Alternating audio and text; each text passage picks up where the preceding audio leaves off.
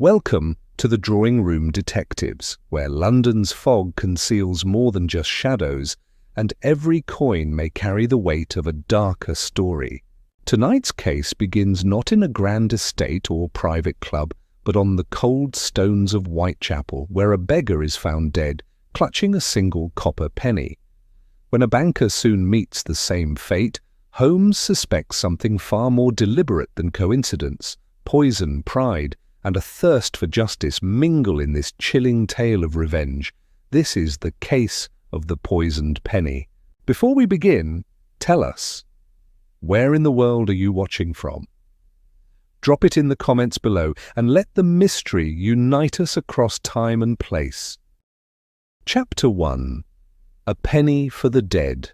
It was in the chill of early March, when the London fog is thickest and least forgiving, that Holmes and I found ourselves drawn into what at first appeared a wretchedly ordinary tragedy. Inspector Lestrade had telegraphed us that morning from Commercial Street Station, requesting our attendance in Whitechapel. His message was brief and lacked any dramatic flourish, always a signal, I had learned, that something troubled him more than he cared to admit. Beggar found dead, no wounds, no theft. One coin clutched in hand, odd smell, no answers. L. Holmes read it aloud over a slice of dry toast and did not look up as he spoke. Lestrade is being more concise than usual, he said, which either means he is short on coffee or longer on questions than answers. Do you think it worth the journey? I asked. A beggar dying in Whitechapel is hardly cause for astonishment. Holmes smiled slightly, the kind of expression that accompanied his keener instincts.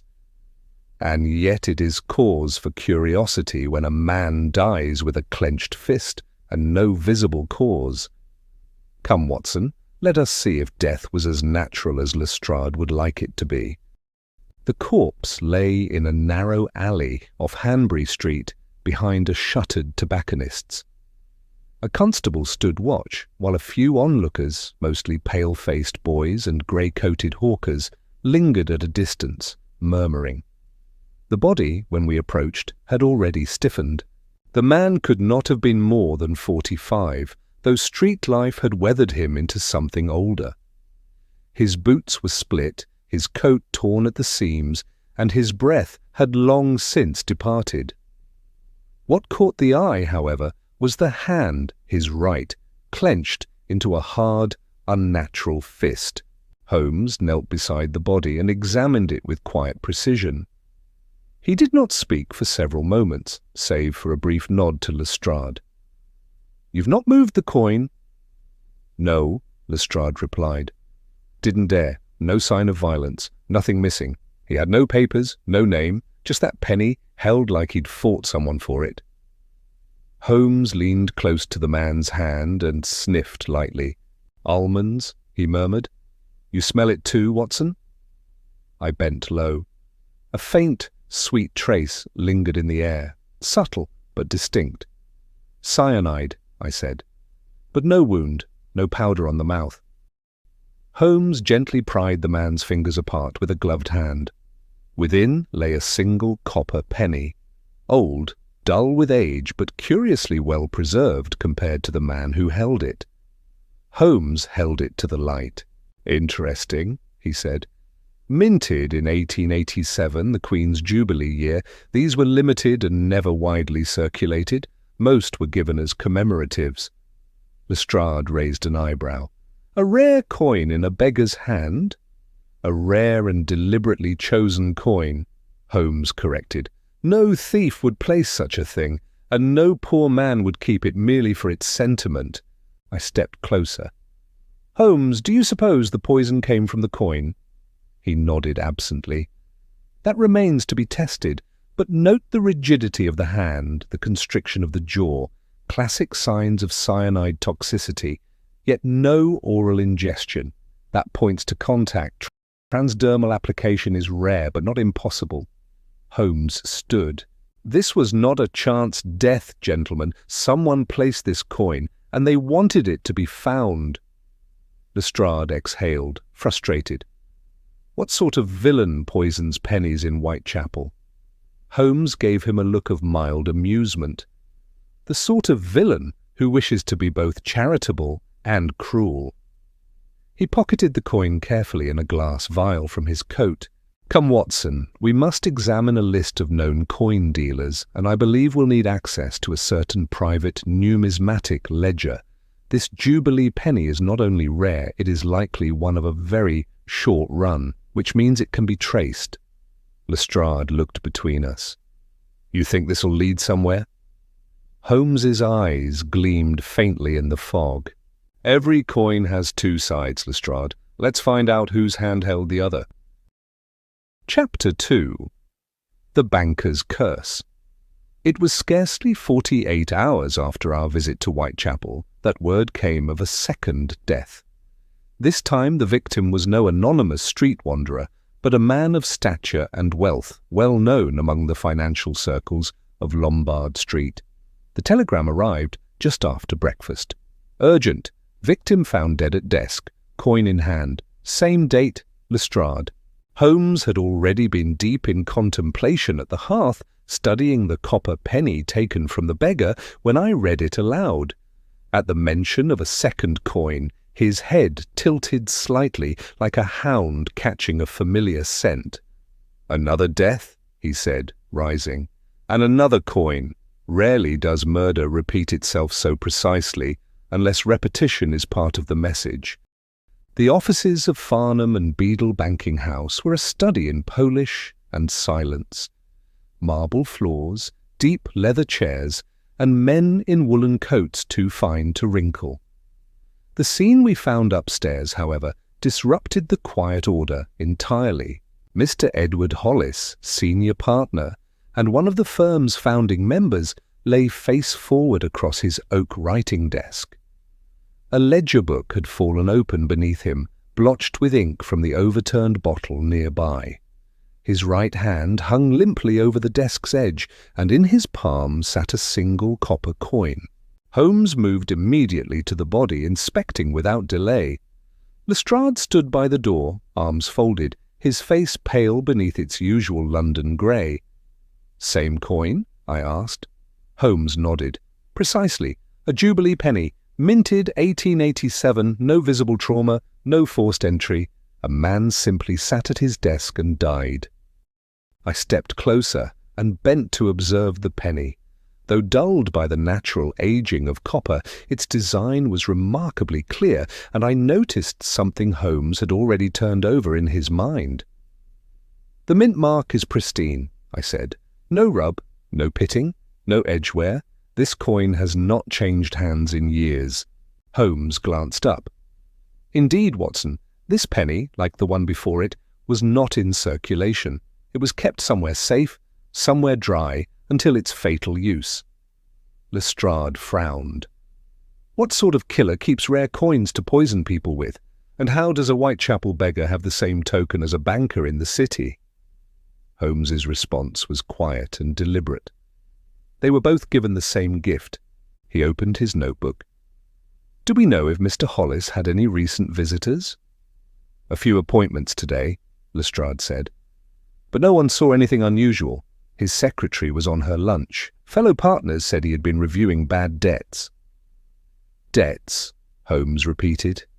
He stepped to the open ledger and, using a penknife, lifted a page already smeared with ink. His eyes moved swiftly over the columns. This ledger details a series of small business loans granted and recalled. "Note this entry here, Thistle and Cartwright, pawnbrokers, Brick Lane. Loan revoked in 1890. He flipped the page. "And here, Marlowe's chemist, Spitalfields. Loan extended, then terminated." He closed the book gently. These were not central clients, Lestrade. They were fringe debts, businesses tied to Whitechapel and its environs. A banker may never see the men he bankrupts, but they often remember him. I said nothing, but I could see the shape of the case forming in Holmes's mind, a pattern built not from cruelty for its own sake, but vengeance with intention. Someone was tracing a path backward through misfortunes long buried, and they were leaving their pennies like gravestones. Holmes turned to the window and looked down upon the street below, where carriages clattered and pedestrians hurried beneath a sky the colour of old tin. "There is a mind behind this," he said, "one with an accountant's precision and a bitter memory. 2 deaths, each a message delivered by hand. This is no random poisoner. It is an author writing his grievance in copper." He turned from the window. "Come, Watson, we must learn who once held these coins, and more importantly, who held a grudge against the men that died with them." Lestrade blinked. "You think this goes beyond the banker?" "I do," Holmes replied. "And if I am correct, another coin is already on its way." Chapter 3. The Ledger's Stain. It was a cold, brittle morning when Holmes and I returned to the offices of Farnham and Beadle.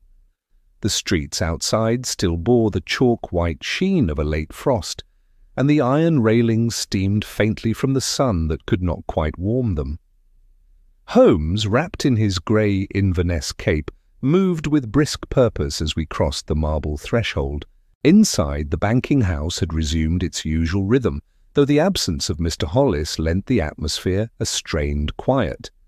The junior clerks kept their eyes on their ledgers, their pens scratching faintly like beetles behind wallpaper.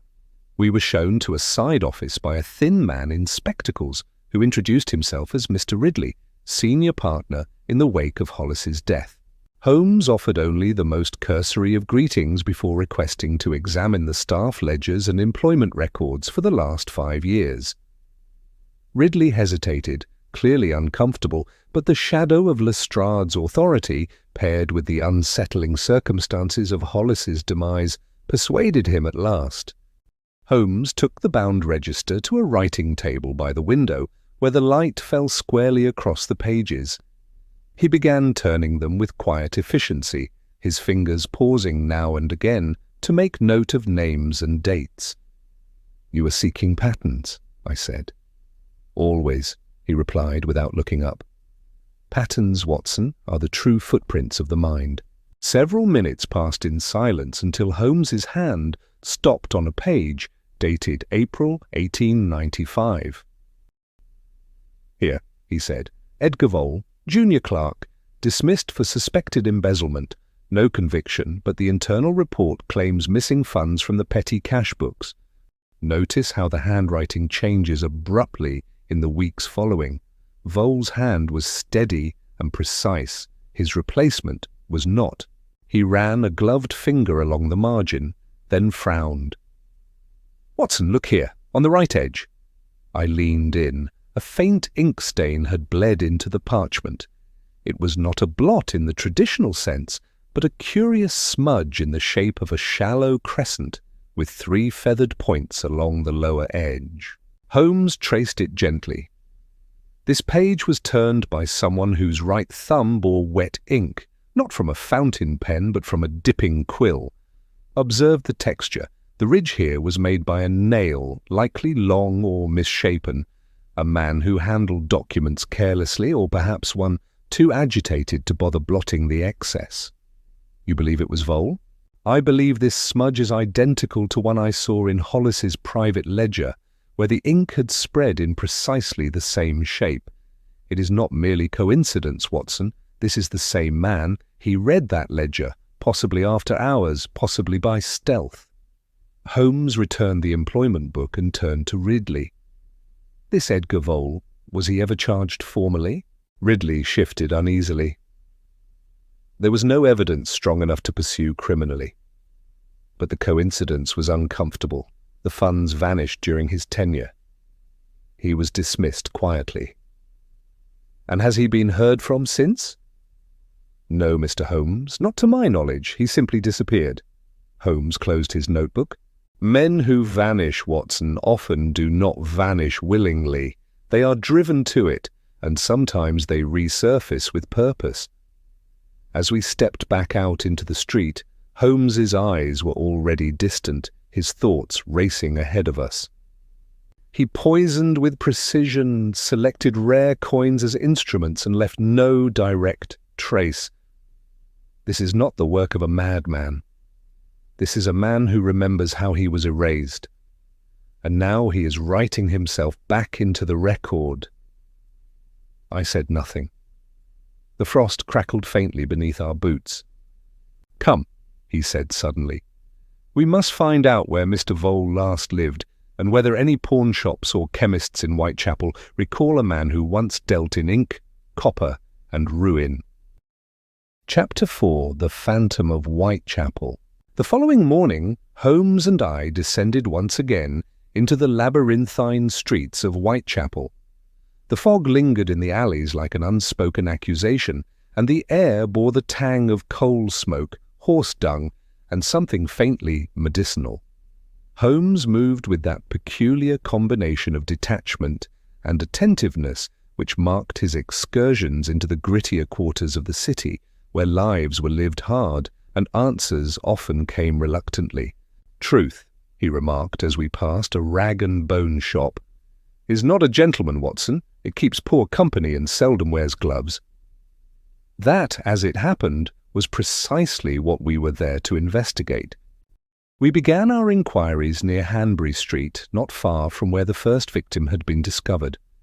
Holmes spoke with the proprietress of a soup kitchen, 2 flower girls, and a ginger-haired bootblack, gathering fragments of information with remarkable economy.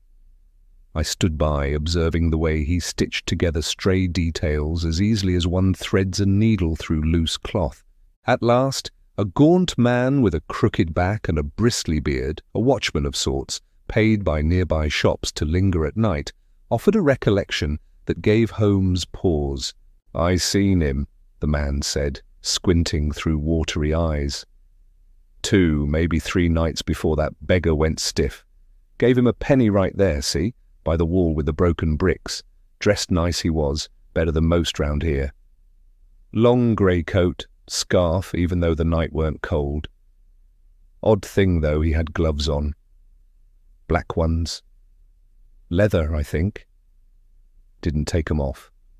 Not even to dig in his pocket. Holmes's expression sharpened. "Did you notice anything else? His manner, perhaps?" The man scratched his chin. Moved careful, he did, like he was keeping something still. Hand shook a bit when he handed the coin over. Not like palsy, though. More like he didn't want anyone to see. Holmes leaned in. "Which hand?" "Right one," the man said after a moment's thought. Held the coins in his left, passed 'em with the right. Holmes straightened. "Thank you. That will do." We offered a few coins for the man's trouble and moved along. In the next hour, we received 2 similar reports. One from a lamplighter who had seen a well-dressed man distribute pennies to a crippled child near Mitre Square, and another from a woman selling roasted chestnuts who recalled the same grey coat and the same peculiarity, black gloves worn despite the mild spring air. The sightings all occurred within a few days of the beggar's death, and more troubling still, one of them coincided with the week prior to Mr. Hollis's collapse. "It is deliberate," Holmes said as we turned back toward Baker Street. "The coat, the gloves, the method. This man wishes to appear generous, yet he disguises the hand that kills."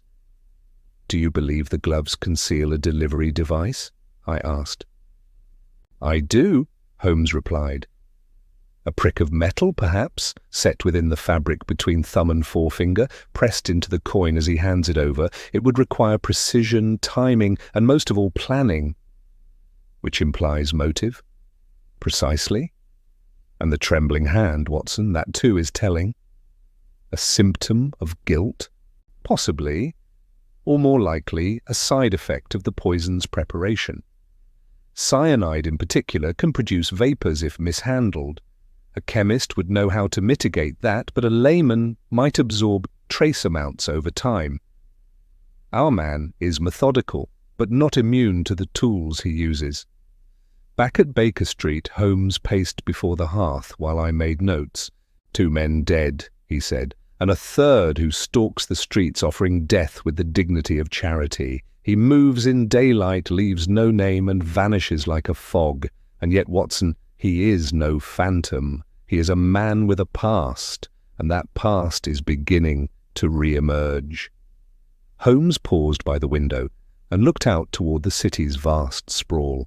I believe we are looking not merely for a killer, but for someone who feels wronged by the machinery of money and who has turned his revenge into ritual.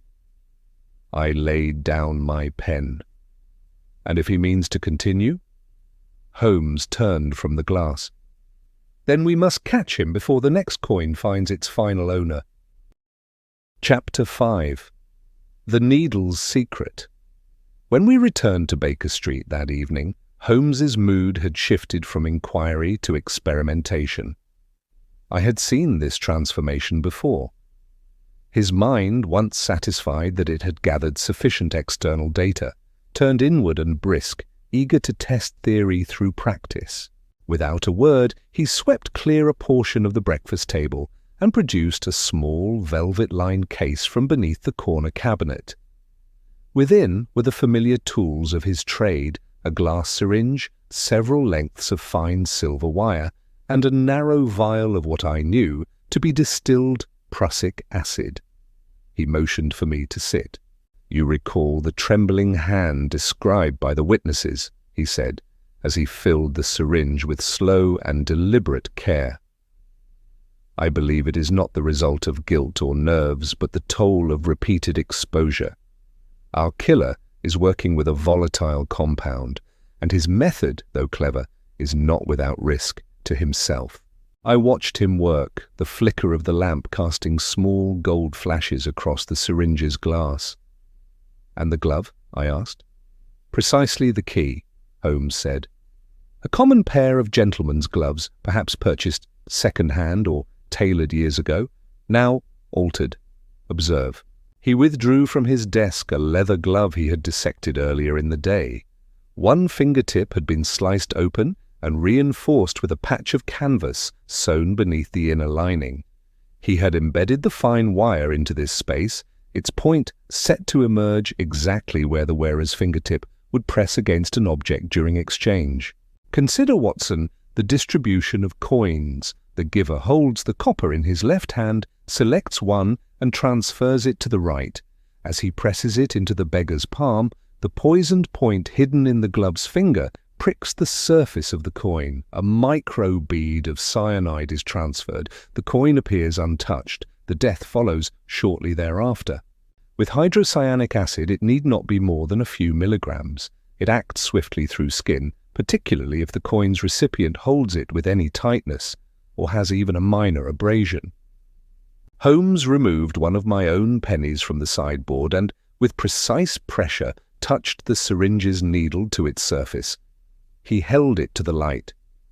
"No discoloration, no residue. Now take this and examine it." I obeyed, turning the coin over in my hand. There was no visible indication that it had been tampered with. It bore no scent, no sheen, only the familiar copper chill. "Ingenious," I admitted. "Terrifyingly so," Holmes added. "It requires a steady hand and a cold resolve. One cannot poison a penny by accident. One must prepare, load, and deliver with calculation. This is not a madman, Watson. This is a craftsman of death." He removed the poisoned penny from my fingers with a small silver tong and placed it in a sealed envelope marked with a red cross. Then he wiped the table with carbolic and returned the syringe to its case. This demonstration proves the method is not only possible, but likely. The killer uses a simple disguise, a charitable gesture, and a fleeting moment of contact to deliver the fatal touch. I looked at him. "Then the gloves themselves are the weapon." Holmes nodded. "Indeed. And I should think, somewhere in the city, there is a discarded or hidden pair with the faintest trace of a compound that can kill a man before he can cry for help." He turned to the hearth, his silhouette dark against the orange glow.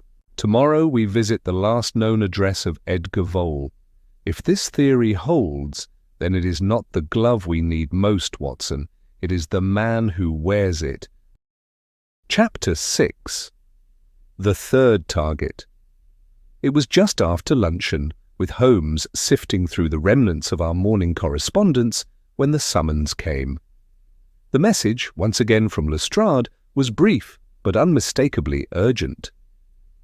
"Another death. Magistrate John Whiting. Coin present. Come at once." Holmes handed me the telegram without comment and reached immediately for his coat. A pattern, Watson, begins to resolve itself. But now we must ask whether the pattern is nearly complete. Magistrate John Whiting had been found in his study at his Hampstead home, seated in his favourite armchair, an unopened newspaper on his lap, and his right hand clenched loosely over a single penny. His housekeeper had discovered him at 11:30, thinking him merely asleep. It was only when he did not respond to her greeting that she grew alarmed. Lestrade met us at the threshold of the drawing-room, his brow furrowed more deeply than usual. "No sign of a break-in," he said. "Window locked from within. No marks on the body. But this was found in his hand." He led us into the room where the body had already been examined by the coroner. On the small table beside the armchair, carefully laid out on a white handkerchief, was the coin. Holmes approached and bent low over it, retrieving his magnifying lens from his pocket. He remained silent for several moments, turning the object gently with a small pair of tweezers. When he straightened, there was a glint of interest in his eyes. "This is not an original," he said quietly. Lestrade frowned. "Not a real penny? A replica," Holmes replied. "A convincing one, cast rather than struck. Note the uneven rim, the subtle swelling around the Queen's profile, and the softness of the reverse lettering. This was not minted at the Royal Mint. It was poured in a mould, a poor one but sufficient to pass casual inspection." I looked closer. Now that he pointed it out, the details did seem less crisp, the relief less defined. Holmes continued. "The killer is running short, Watson, of original Jubilee pennies, that is. The first two victims received genuine coins, likely from a private collection or keepsake album. This one is artificial. The intention was the same, but the method betrays strain." Lestrade was scribbling rapidly. "So he's desperate or determined?" Holmes gave a small nod. "Both, I should think. But this victim differs in another important respect." He turned to me. "Do you recognize the name, Watson? John Whiting?" I frowned. "Not immediately, should I?" Holmes crossed the room and opened a small notebook he had brought from Baker Street. He leafed through its pages until he came to a marked entry, then tapped it with his finger. Magistrate Whiting presided over the internal inquiry at Farnham and Beadle. It was he who signed off on the dismissal of one Edgar Vole. While the bank declined formal charges, Whiting upheld the termination. His written comments, though buried in administrative files, were blunt. Vole's character was marked as untrustworthy. The pieces once again began to fall into place. 3 victims, I said, each connected to Vole's disgrace. First, the beggar, likely a figure tied to Vole's former life. Then Hollis, who revoked the loans. Now Whiting, who sealed his dismissal. "Precisely," Holmes said. "This is no crime of passion. It is a measured progression, a ledger of revenge marked in copper." He folded his arms and gazed once more at the imitation coin. "But what is most curious," he added, "is that this counterfeit was laced with the same compound. Our killer has access to poison, and now to casting tools as well. The question is where?" Lestrade stepped back.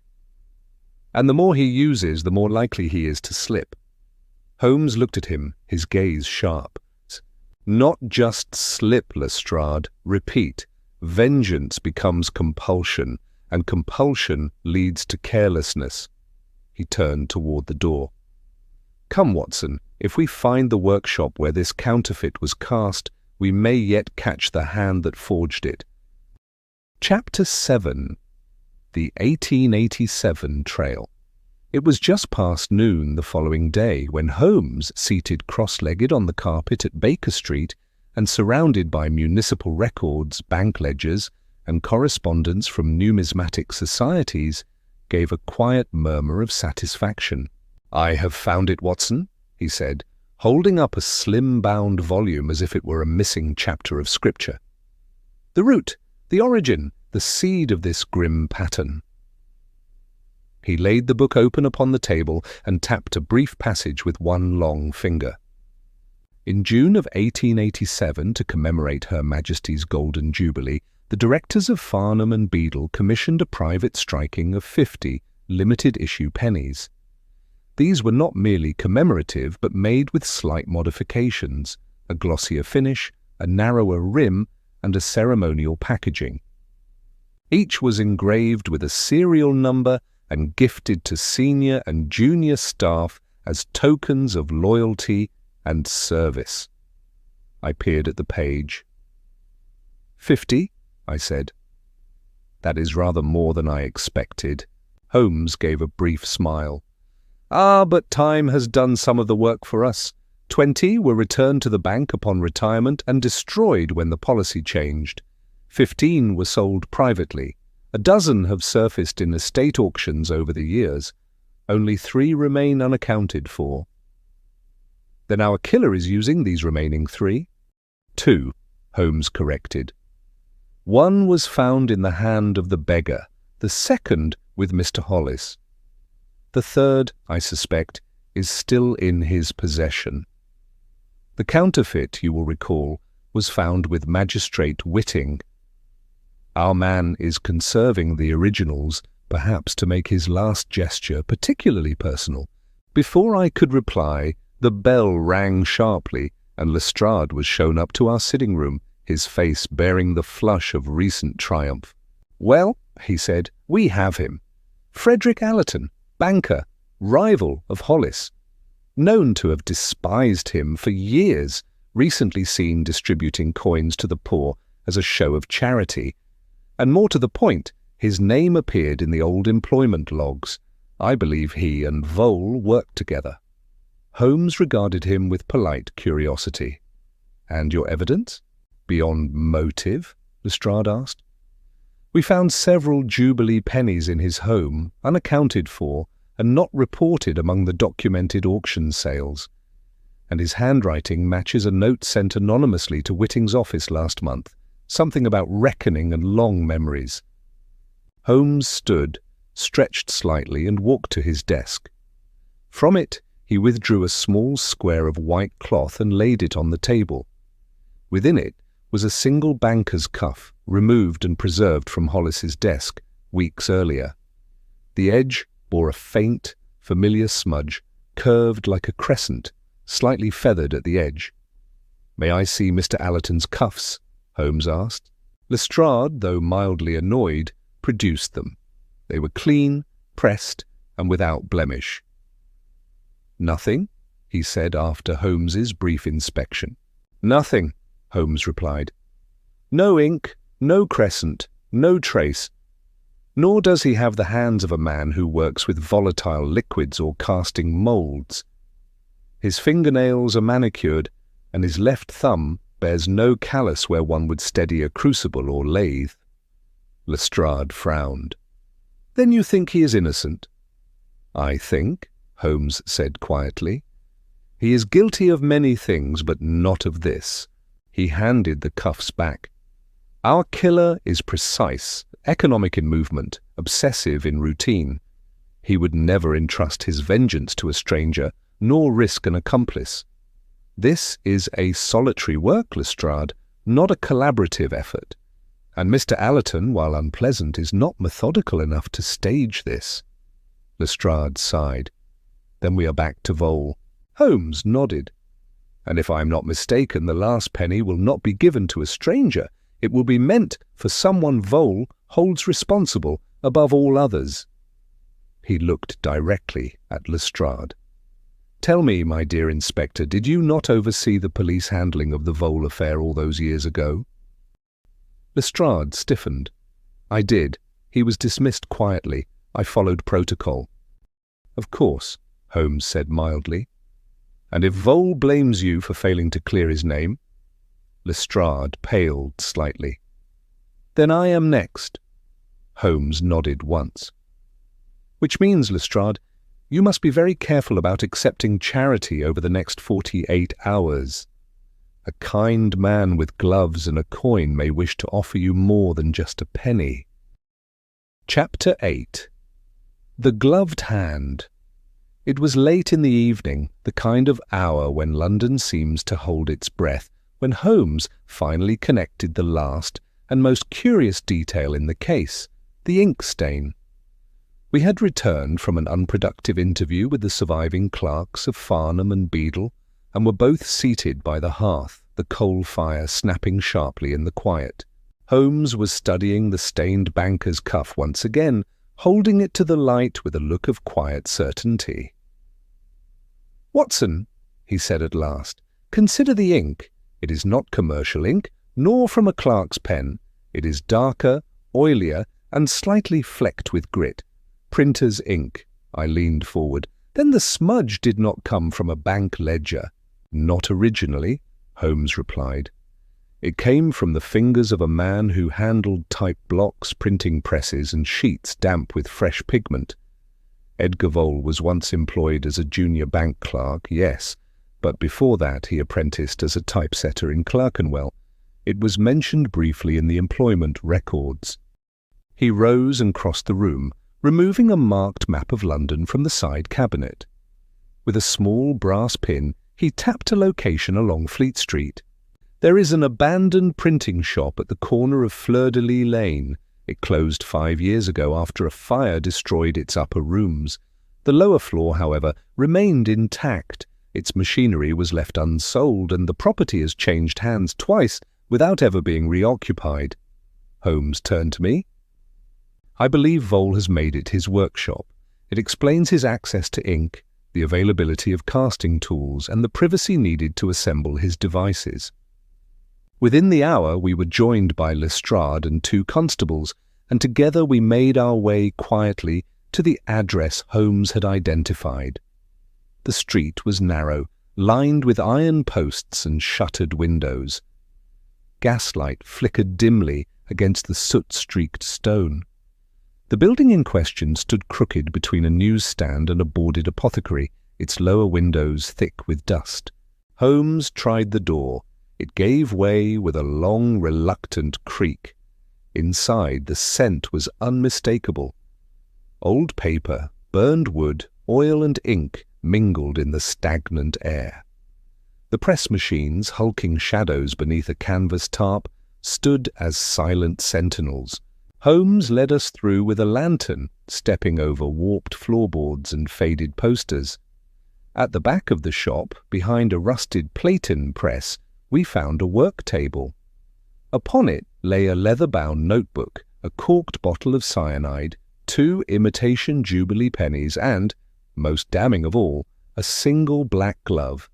Holmes picked it up with the tips of his fingers. "Careful," Lestrade warned, but Holmes was already examining the glove's interior. "Here," he said, "between the index and thumb, a channel sewn into the leather, lined with fine wire. Press here, and—" A narrow steel needle extended with a soft, mechanical whisper. It was barely visible to the eye, no longer than a pin, and wickedly sharp. Holmes retracted it and set the glove down. He engineered it to spring with pressure. When handing over a coin, his touch would activate the needle just long enough to puncture or coat the surface. I looked over the notes laid out beside it.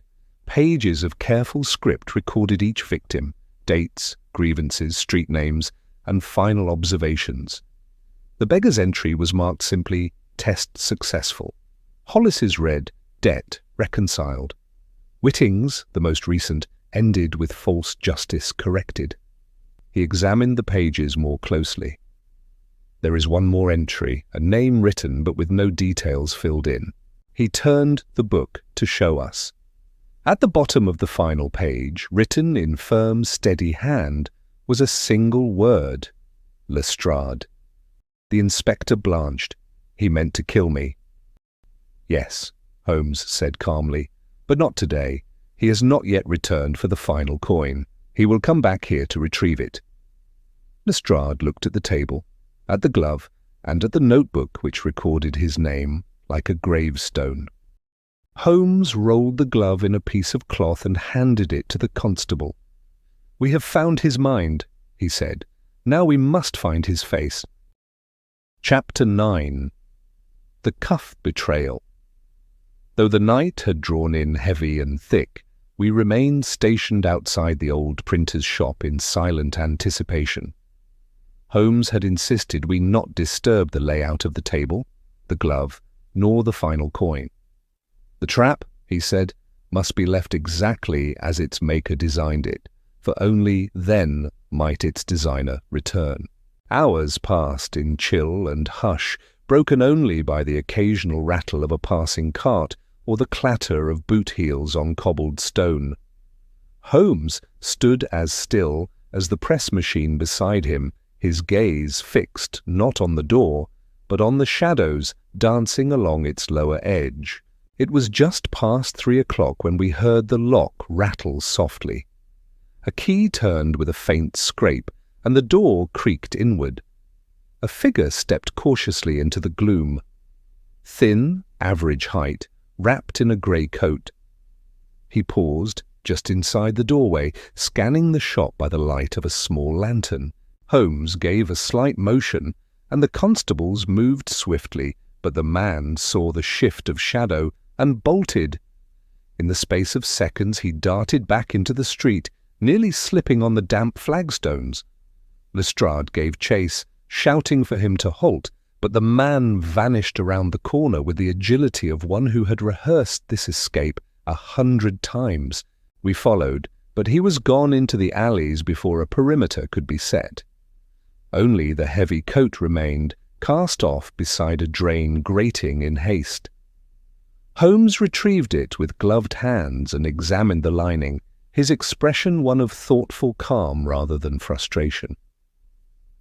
"He will try again," he said softly. "A man who thinks by lists does not deviate from them." He brought the coat inside and spread it on the table beneath the gaslight. "Note the wear here, Watson, at the right cuff," he said. "The inner lining is frayed, and here. Look closely." Holmes pointed to a silver cufflink still attached to the right sleeve. Around its edge, barely visible to the naked eye, was a faint, crescent-shaped stain. It had the oily sheen we had seen before, and bore the same curious three-pronged feathering at the base. Holmes turned to Lestrade. "This is it. The same ink as on the bank ledger, the same pattern. He cannot escape his own signature." Lestrade leaned in, squinting. "It is identical." Holmes smiled faintly. "The devil, my dear Watson, is always in the details. This stain is his signature, as surely as any thumbprint. A man may hide his face, he may change his name, but he cannot undo the habits of his hand." He carefully detached the cufflink, wrapped it in cloth, and placed it into his pocketbook. "Let this be the last trace he leaves," Holmes said, "for the next one must be him." Chapter 10. The Dockside Confrontation. The pursuit resumed before dawn. Lestrade, working with quiet efficiency and a growing sense of urgency, had distributed notices to every dock watchman between Limehouse and Southwark. Holmes had predicted it precisely. If Vole were to flee, it would be through the web of alleys and wharves that skirted the Thames, where a man could vanish into the fog and be on a steamer bound for the continent by sunrise. We received the alert at 5:30. A night porter at the East India Docks reported a man matching Vole's description seen boarding a coal barge moored at a secluded berth. Within minutes we were in a hired carriage, its wheels slicing through the damp morning streets as London slowly stirred from sleep. The air at the docks was sharp with brine and oil, the silhouettes of cranes rising like iron skeletons against the pale sky. Holmes, Lestrade and I descended the gangway of the barge quietly, flanked by 2 constables. The deck creaked beneath our weight. Then we saw him. Edgar Vole stood alone near the prow, facing the dark water. He was thinner than I remembered from the employment records, his cheeks hollow and his eyes ringed with sleeplessness. He wore no hat. In his right hand he held something glinting faintly in the light, a penny. He turned at the sound of our approach. His face, half-shadowed beneath the grey sky, betrayed no surprise. "You've come at last," he said quietly. Holmes stepped forward. "It ends here, Mr. Vole. No more coins, no more names." Vole raised the penny slowly and pressed it against his own lips. With his left hand, he reached inside his coat, fingers fumbling for something concealed. Holmes was quicker. In one motion, he strode forward and seized Vole's wrist, twisting it gently but firmly. A faint click echoed as the glove mechanism extended, a tiny needle protruding from the leather at the base of Vole's thumb. Holmes held his arm steady and spoke with clear disdain. "You've treated life as cheaply as these coins." Vole said nothing. His eyes flicked to the water below, then to the poisoned penny still clutched in his other hand. "Spare me the gallows," he muttered. Holmes took the penny from him gently, wrapping it in a handkerchief.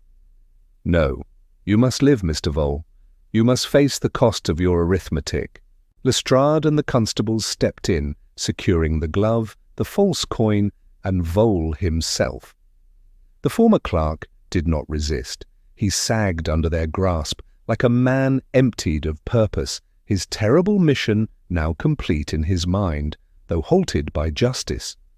As the barge rocked gently beneath our feet and the city began to glow with the orange blush of morning, Holmes stood silently at the railing, watching the constables lead Vole away. I joined him there. "Do you pity him?" I asked. "No," Holmes said softly. "But I understand him." He turned toward me, the breeze catching the edge of his coat. "Vole built a world of symbols, Watson. Numbers, signatures, ledgers, and ink. When that world turned on him, he tried to rewrite it in blood. But even vengeance must obey its own rules. And in the end, it was not rage that betrayed him. It was the ink on his cuff." Chapter 11. Justice's Wait. The trial of Edgar Vole was swift and public. The evidence was irrefutable. The poisoned glove, the counterfeit coins, the journal of grievances written in his own hand. The testimony of Holmes and the forensic specialists established his guilt with undeniable clarity. What was perhaps most striking was Vole's own statement to the court. He did not plead for mercy, nor deny his actions. Instead, he gave a quiet, deliberate account of his descent. "They paid to destroy me," he said, from the witness box, his voice low but steady. "Each man who took part in my dismissal did so with ink, with coin, and with indifference. I thought it fitting they should meet justice the same way." The courtroom was still as he continued. "A coin is trust, is it not? It passes from hand to hand with the unspoken promise of value, but their coins were poison to me. My ruin began with a single signed letter, a line in a ledger, a denied appeal. I had no voice, only memory, and so I repaid them with what they gave me, copper and cruelty."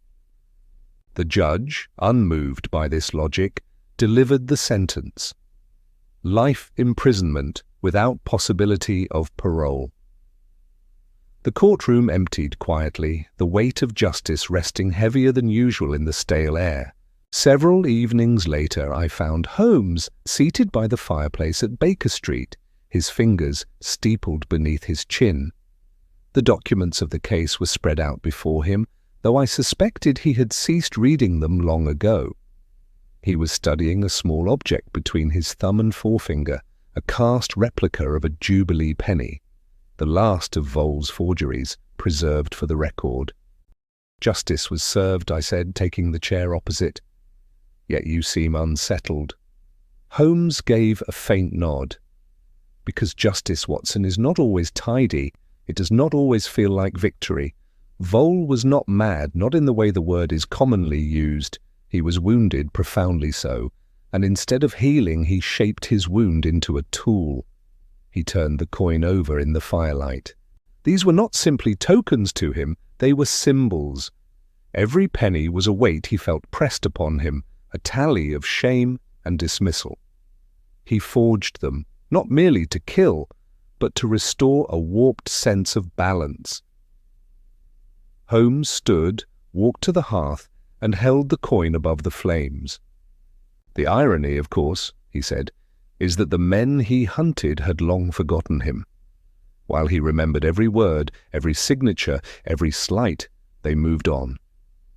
It was his obsession with the past that truly doomed him."